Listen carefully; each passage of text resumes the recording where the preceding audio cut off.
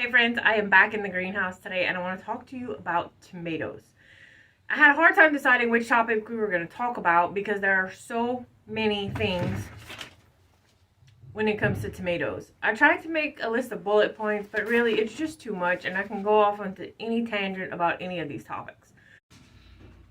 I am going to go ahead and wherever it comes up, I'm going to link some of our other tomato videos that show us pruning, that show us saving stems, and in-depth planting.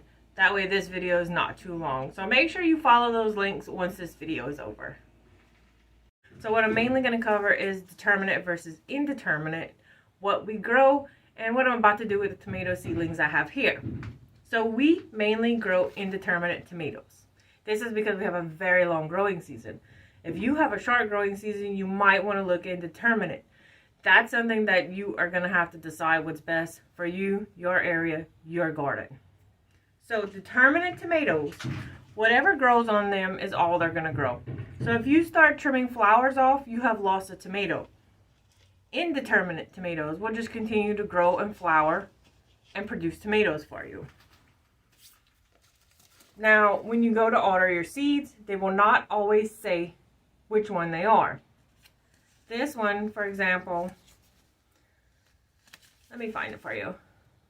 This one's from Liberty Garden. I don't know how I got this seed pack. This was probably a swap. It is labeled Indeterminate. And then in my gardener, I went ahead and circled it. You can see where it's labeled Determinate or Indeterminate. I don't have a lot of varieties, so I really had to search. You can always Google it if you can't find that information on the seed packet. Not a big deal. And if you grow a determinate tomato and you accidentally prune it, there's always next year. So whenever it's time for me to repot, I'm going to use this Fox Farm potting soil that I was gifted because I've never tried it before and I've heard good things about it, so we're going to try it. You can see the little seedlings I planted a few weeks ago are doing excellent. As soon as they both get their true leaves on here, I'm going to go ahead and I will separate all these guys and put them into their own individual cups of this size till they're ready to go in the ground. So that's going to be a big job because there's a lot of little seedlings. So again, back to our determinate and indeterminate. This is a Sunrise Bumblebee tomato. It is an indeterminate variety of cherry tomato. I started this one inside in a little hydroponic system that the neighbor gave me.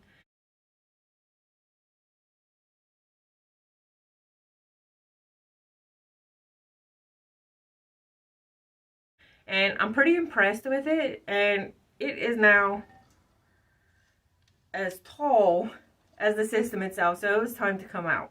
I'm going to go ahead and repot it out here. And since it's an indeterminate, what I'm going to do is I'm going to trim this off. Actually, right now, I'm going to get rid of this one. I don't need it.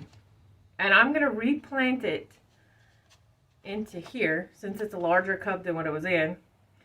But I'm going to put dirt as high as it can go. What's going to happen is that's going to make my root system and my stem stronger before it gets put into the ground. This is something you want to think about because as an indeterminate tomato, it's going to get really big.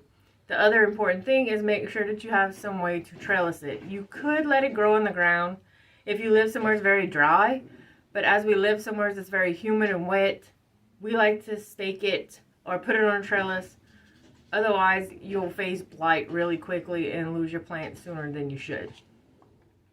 Another thing is in the armpit, they have what's a stem that's going to grow right here. You are going to want to trim those out if you are growing an indeterminate tomato.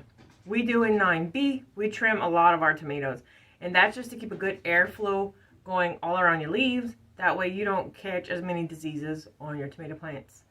If you live somewhere dry, again, that may not be an issue for you. When this is larger, if you miss it, it's not going to hurt anything. Don't throw it away. Pop it into a cup of water, let it root, and you have another tomato plant exactly like the tomato plant you cut it from. If you have any questions about determinate, indeterminate, any kind of tomato question at all, leave it in the comments. I'll go ahead and answer it for you. I do have a lot of other topics on tomatoes I would like to talk about, but like I said,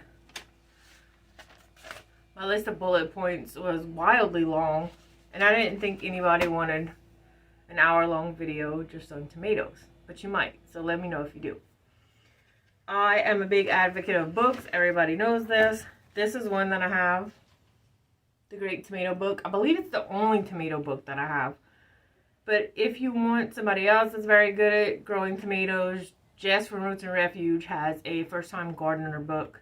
She loves tomatoes.